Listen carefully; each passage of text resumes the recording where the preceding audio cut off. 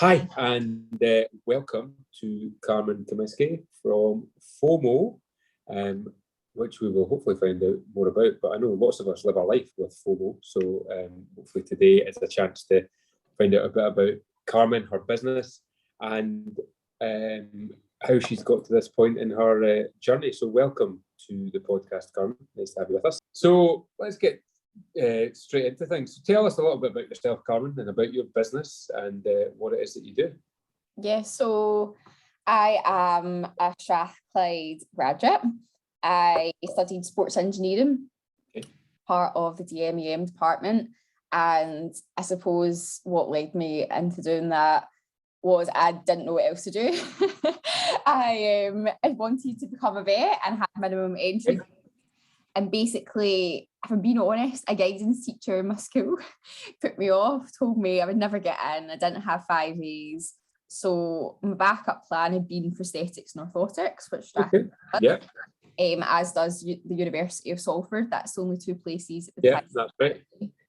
In the UK, you could study that. And I had to kind of fill up some extra places in my UCAS application, put down for physiotherapy, and was just browsing through a prospectus and found sports engineering, said, all right, that sounds okay. And actually, out of all my interviews, it's what I enjoyed the best. So I had to bring in a sports product.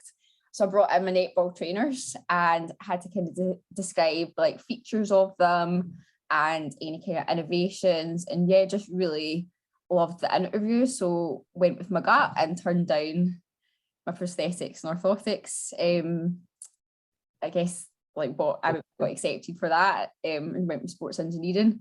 And I guess that led me down a bit of a path. So in my 4th year, we had to do like a design project. And I have always done horse riding since I was little and hated protectors that were out there. And at the time, air jackets had become really popular. I don't know, have you ever done horse riding or motorsports or anything like that? So I've got 4 girls, and one of my girls is horse riding mad. And so anytime we go away anywhere, I've not succumbed to buying or getting into a horse because I'm trying to avoid that as long as possible. But she's really into it. And I went on a horse for the first time last year, actually. I'd never done it. 40-year-old man, and I've never been on a horse, which I was a bit surprised at, but it was great. But I don't know a lot about horse riding apart from what I've watched my kids do. Well, I don't know if you've ever seen the like air jackets that guys wear on motorcycles. Yeah, so basically around about the time I was doing my bachelor's, these had become really popular in horse riding too. So you'd wear them on top of your foam body protector when you were eventing, and they have like a dead man's cord which attaches to the front of the saddle. But the problem was, especially when they first came out, it sounded like a gunshot going off. So if your something's caught in the stirrup and your horse spooks, that's really dangerous. And also, in some instances, the cord won't engage. So say you have a rotational fall where the horse is maybe the leg and can fall on top of you. That's not always going to engage. So it kind of started from the fact I didn't really like air jackets and I didn't like the foam out there. They were really sort of bulky, restrictive and difficult to get on. And interviewed lots of riders to begin with, and they all had the same sort of issues. And basically there was at the time something called Sport and Chance Initiative that used to go around the unis, and kind of they ran a competition which was for £4,000. And it's like a 1-page application. I think I did it on the day that it was due in, and got to pitch in front of like the heads of ladies wear for Adidas, the person who did protein, and actually we're one of the 3 winners that year. So yeah, that's what kind of led me into initially doing what I'm doing, I suppose. And yeah, so I still had a year left of uni at that point. I was doing my master's degree, and sort of at that time just used that year to try and build a little bit more in terms of funding. So did like the edge competitions and tried to do what I could in terms of product development, but obviously I was still a student full time and working as well, so spinning many plates. But yeah, that's how you had a part-time job as well as your studies, as well as developing your business. Yeah. So I worked a 7-day week, I'd say, probably for most of the first 2-3 years from when I started the business. And so tell us about the product then. So obviously you had these air jackets, they weren't really doing the business. So you've obviously developed something that is much more suitable and is obviously doing quite well. So tell us about the FOMO phase. So the concept behind it was actually kind of looking at biomimicry initially and armadillo shells, and was that all these different panels would intertwine and connect to a singular mechanism to make it easier to adjust and to create a fit that was unique to you. As things moved on, we sort of moved away from an armadillo style shell to almost like a foam exoskeleton within the protector. Right. In which your protectors are panelled actually works with your skeletal system underneath to help of a fall. And we have this little dial which sits in the centre, which is all you get 5 centimetres of adjustment per size. And as I was moving through the product development process, I was trying to use lots of off-the-shelf foam technologies, as a lot of these well-marketed foams and like companies and stuff, they're maybe, you know, not as good at doing what they say in the tin as maybe they should be for certain times of impact, certainly for horse riding, where you're experiencing both like sharp impacts and also large, like sort of blunt trauma over like a larger area. So I couldn't find a foam which would work for what I was trying to do. So we worked with a chemist who we were actually introduced to through Strathclyde University, Scotland-based, and we worked to develop not one but 2 unique types of foam as well, which exceed the industry standard by up to 65%. So we argue we're the safest in market. And these foams, I don't know if people are going to, will people see the video? Yeah, people will see our video. If you want to show people, brilliant. So this is one of them. The softer foam. So you can see just how much that squashes. Yeah. Really malleable. I can almost like crunch this up and then it'll like go back to and it'll go flat again. And then at your sternum and at your spine, I'm saying we kind of panel like along it, there's a slightly harder foam on the outside. So that just gives you a little bit more in terms of rigidity to stop any kind of like, say, like a hyperflexion, etc. of the spine as well.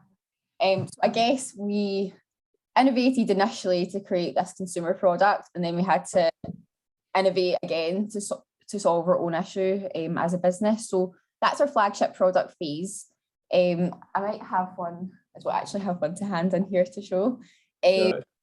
But as well as that, we do all our own manufacturing. So one of the challenges we had with COVID was that, well, everywhere was shut down.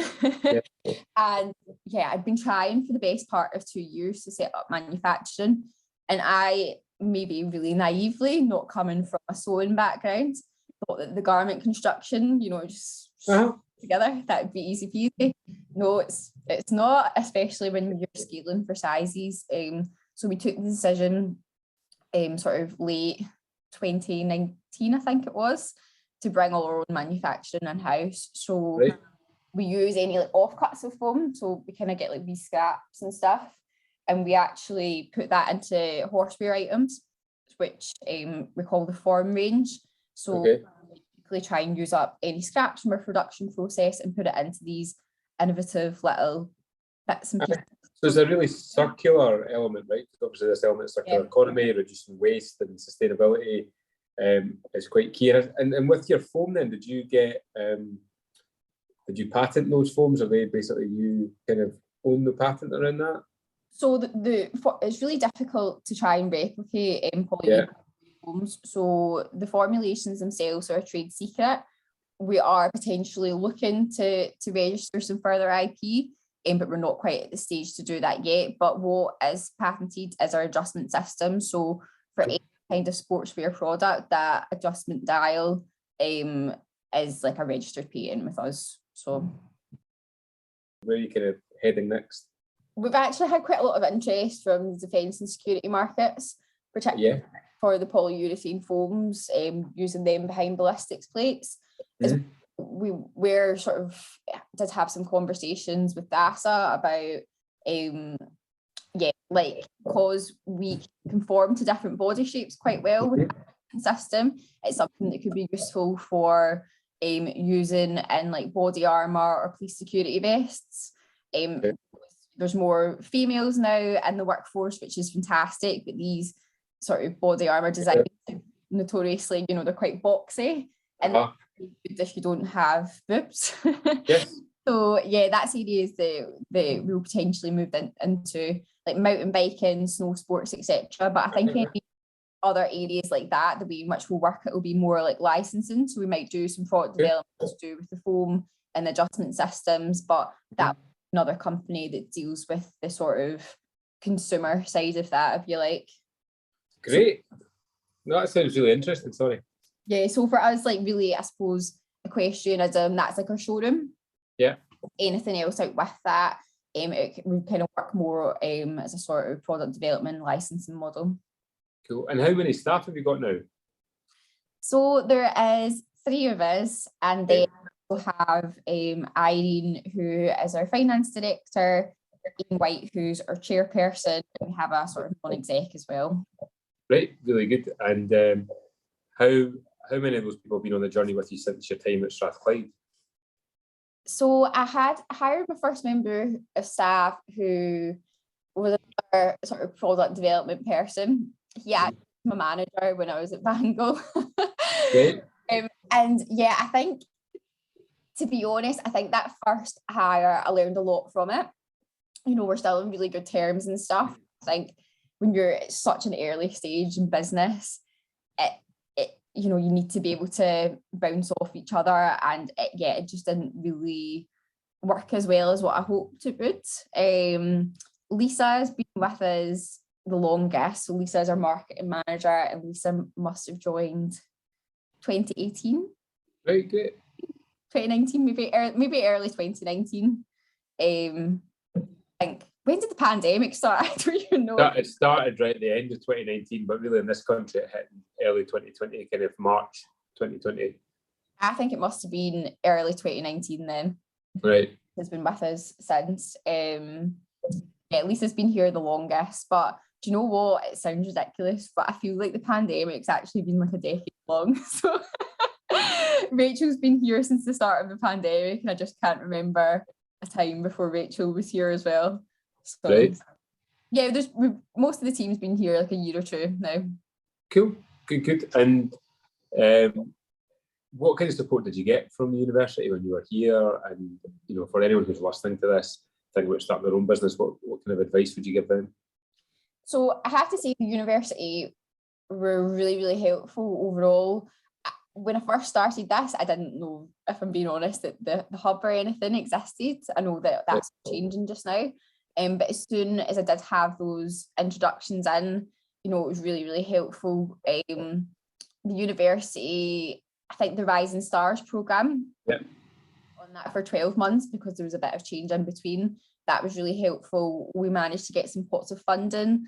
The university actually helped to fund our website. It's still the website that we funded however many years ago. We've just been adding to it. So that was a great stepping stone. We did the advanced subscription at one point as well, to get a bit of funding into the business, and that actually allowed us to get through our CE mark testing. So yeah, the university, both in terms of funding and the support, has been excellent. Like Alan and, you know, the team in the hub were really, really helpful. If I'm honest, I don't know how many times I was in there in tears. Especially when we were trying to get our CE mark, because it was just such a graft. I think that's important for people to hear that as well. Like, you know, I think so often there's this image sold of being an entrepreneur that's all kind of flash, and you know, you're on planes and you're pitching and you're doing all these things, but it's hard, I think, right? And it's like that journey isn't without challenges, it's not without tears and, you know, late nights and sacrifice. And I think it's important for people to hear that as much as the reward that you get out the other end, which is, I guess, having a product that you're proud of and that you can take to market and that is helping you to develop other elements too. And I have to say, like, you've asked if there's any particular advice I would give people. I think having good people around you, I made some great friends as well from being in the hubs, and some people who were maybe further than me, like Vicky Hamilton and stuff, were really helpful. But some I didn't get right, and I guess if I'm being honest, I paid the penalty for it a little bit, was a work-life balance at the start. I thought, I have to be at this 24/7. I can't take a day off. I can't take a holiday. As I said before, when I first started, essentially I was working 2 jobs. Right. And I think in order for you to perform at your best, you need to find ways to switch off and do other stuff, whether that is sport, whether, it's walking the dog, whether it's going on holiday, spending with friends and family. Don't isolate yourself and don't think that because you're not working, you're not being productive. Actually, some productive thing to do is to give yourself a break so that when you come back to it, you can give 110%. That's great. I think that is really good advice. And so what do you do to recharge, Carmen? What are some of the things you do now that you've learned? So I have to say, I do, obviously I have a horsey business, but yeah, I bought like this bargain basement pony who I felt really sorry for, that it came off the lorry from Ireland and was just a state. And, I've had my challenges as well with her, but for me, going up to the stables, it seems like a chore at the time, but mucking out, I don't have to speak to anyone. Right. I'm out in the freezing cold after work. That's actually my time to switch off and just being outside in the outdoors. That does me the world of good. And, I like my sport and my exercise. I like going to the gym or running. And it just, for me, I need that outlet. Because see, if I don't have it, I'm an absolute nightmare to be around, I won't lie. Would you do anything differently, Carmen, if you had your chance again? Obviously, we talked about work-life balance and having a better balance there, but is there anything you would do differently in the business? Anything you've reflected on and thought, oh, well, might not have done that? I think it's always hard when people ask this question, because I think that your mistakes, I know it sounds easy and probably everyone said it before, but I think you learn from your mistakes. I think if I come and start a business all over again, knowing what I know now, if possible, I would have a co-founder.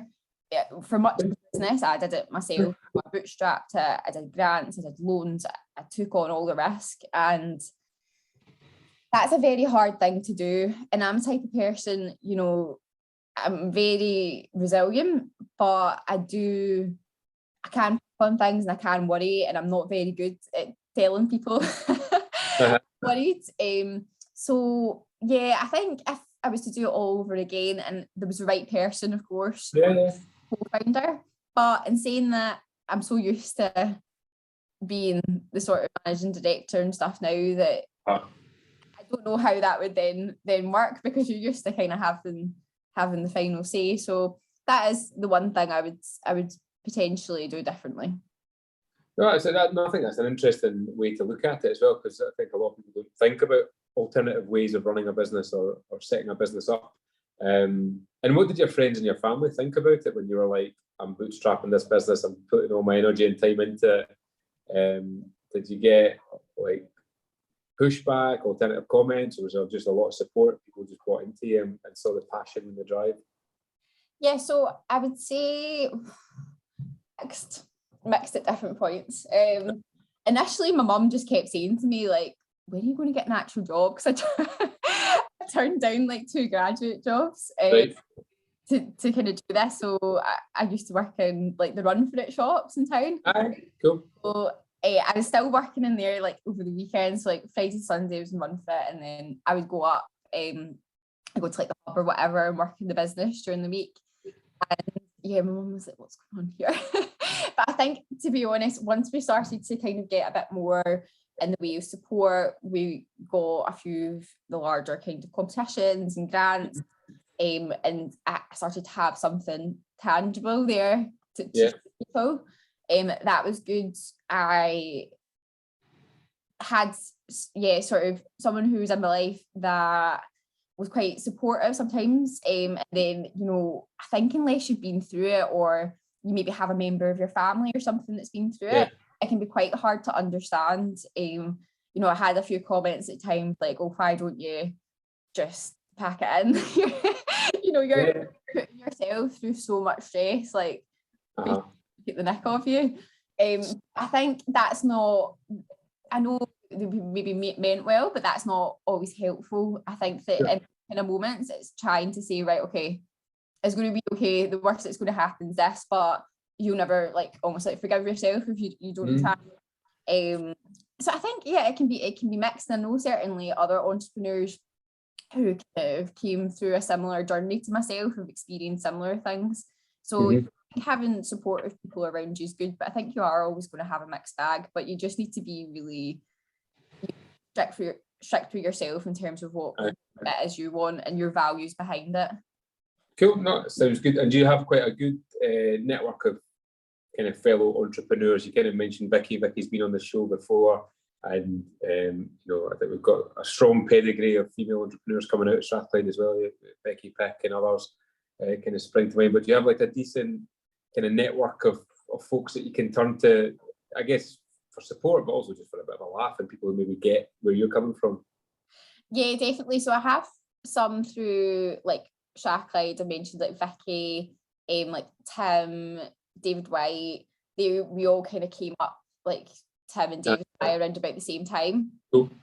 So, you know, we used to sit in the hub both at Strathclyde and up at Sporting Chance, and, you know, have some laughs and be messaging each other like, oh, this has happened. So that was really good, the sort of product stage. And certainly I did a RSE Enterprise Fellowship, and like a couple of the friends I made on that, like we still speak, we still try and meet up for drinks. Obviously, like the pandemic's like still a wee bit up in the air, but yeah, they were really, really useful. But I think as well, like good mentors is who you can turn to, and I kind of have different people ask different stuff, and they're like, oh, there she is again. I'm like, oh yeah, coffee, or oh yeah, a glass of wine.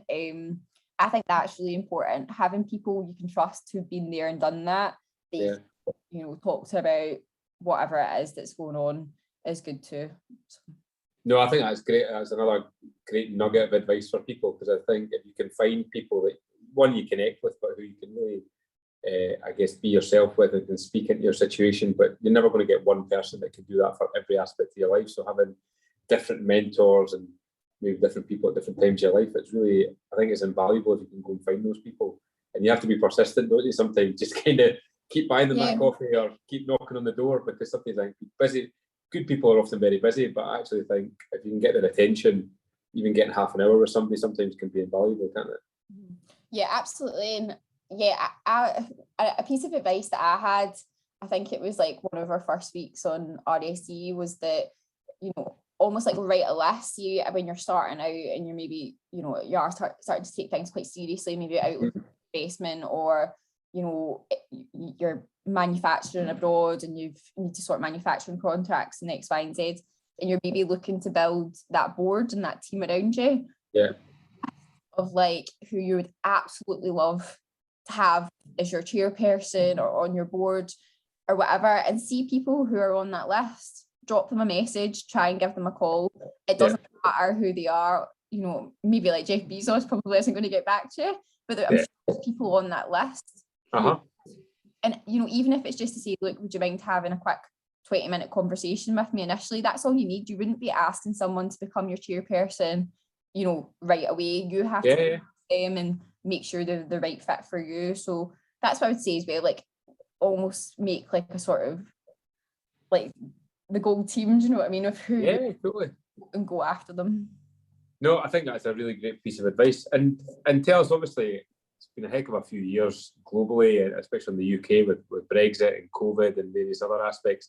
How has there been much impact to your own business because of Brexit, COVID, that kind of thing? How have you managed that? Yeah, I think everyone's been impacted.